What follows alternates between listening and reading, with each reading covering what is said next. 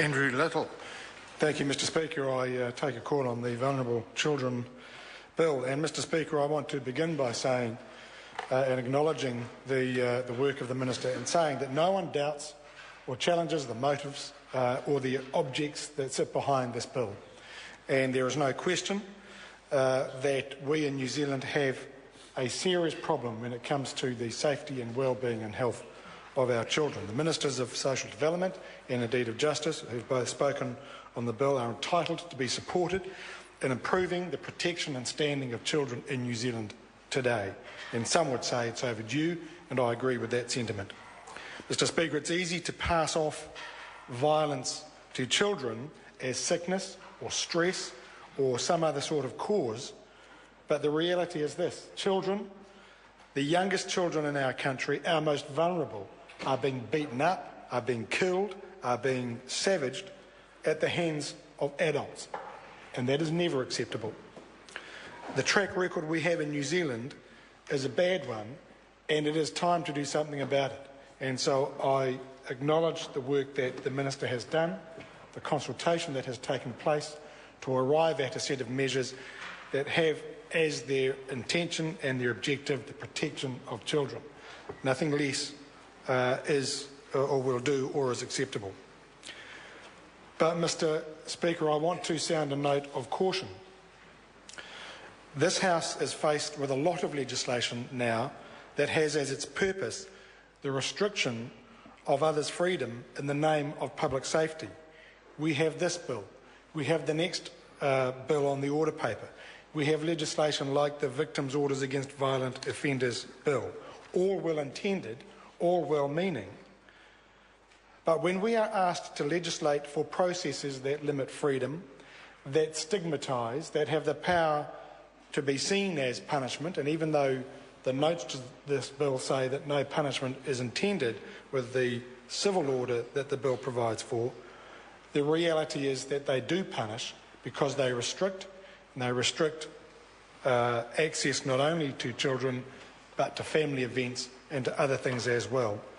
When we are faced with that legislation, then we are obliged in this House to proceed with caution. It is not about protecting the abusers and the damagers and the hitters and the smashers. It is not about protecting the violent and the sadistic. It is about protecting the innocent. We don't protect the vulnerable by convicting and shaming the innocent. There will be obvious targets of the measures in this bill, the child harm prevention orders, but as we lower the thresholds that justify the granting of these orders, then others come into the frame. Others have to defend themselves. And as we lower those thresholds, we raise the risk of injustice, because the reality is that our courts are not perfect and they do get things wrong. And well-meaning but zealous social workers, government officials, the chief executives of the departments who can apply for these orders, they can get things wrong. There are difficult and awkward people in our communities. Some will describe them as misfits, who fit a set of prejudices and stereotypes, but who are not child abusers, but who might be the victims of misunderstanding and misapprehension and become the target of applications such as this.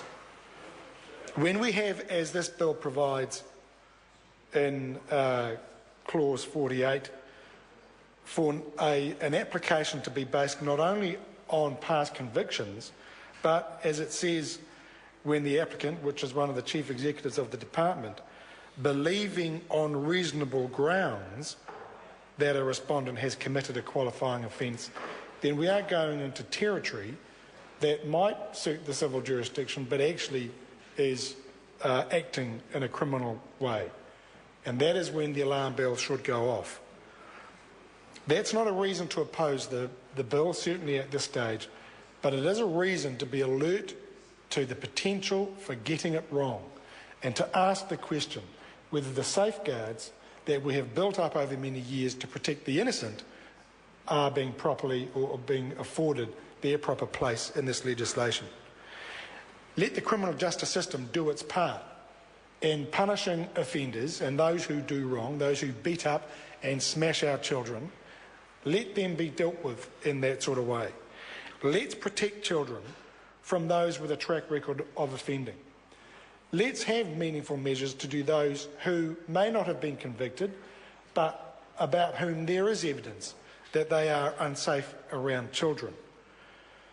But the obligation on this House, and I say this in light of the speech by the Minister of Justice, the obligation on this House is to rise above the emotional outrage that is easy to bring to bear on an issue such as this. The emotional outrage that is easy to bring to bear on the extreme cases that we know about, normally when there is a conviction. But, Mr. Speaker, we must keep our focus on the objects of this bill and to remember our obligation to all citizens, including those who might be described as misfits and the awkward and the personality disordered and the slightly socially maladjusted, who won't be child abusers, but who can easily win that allegation and that sobriquet. And so, sir, I simply sound that note of caution that when we come to examine this bill, let's make sure that the object of the bill to protect the most vulnerable in our community, those for whom actually, and I think the Minister is right, whom this House ought to give absolute priority to when it comes to protection. But let's also make sure that in this House that we do not subject innocent citizens to unnecessary shame and ridicule and the expense of a process for which there is no justification to submit them to. I want to make this point because we don't, and we sometimes find it uncomfortable to talk about morality, social morality in this House. We do live in a permissive society, and we do have young people who are exposed to the demands of adulthood, whether it's choices about alcohol, drugs and sex at an early age, and an earlier age perhaps than was the case 30, 40, 50 years ago. We do have in our prisons or in our youth centres teenage boys who have committed sexual offences not because they are child abusers, but because they have taken risks, made decisions, usually under the influence of alcohol or drugs, and committed what are sexual crimes against underage girls or young women. And they are not boys or young men who are predestined to a life of criminal offending. They've just done dumb things, made wrong choices, taken silly risks. And we have to make sure that this bill does not consign those people to a life where they cannot have their own families, lead a family life, in our quest to protect, as we should do, children and the most vulnerable. So, sir, it is important that when we consider these important issues and issues of legislation that do encroach on rights, on freedoms, that we proceed with our eyes open, that we proceed with caution, that we proceed on the basis that we understand the limitations and the restrictions that we are imposing and placing on people. So we recognise that there is that tension. We recognise what the paramount objective is. We recognise our responsibility to all citizens. On that basis, sir, there is no question that we support the objects of the bill, and we look forward to good and effective scrutiny of those important measures when it goes before the Select Committee. Alfred.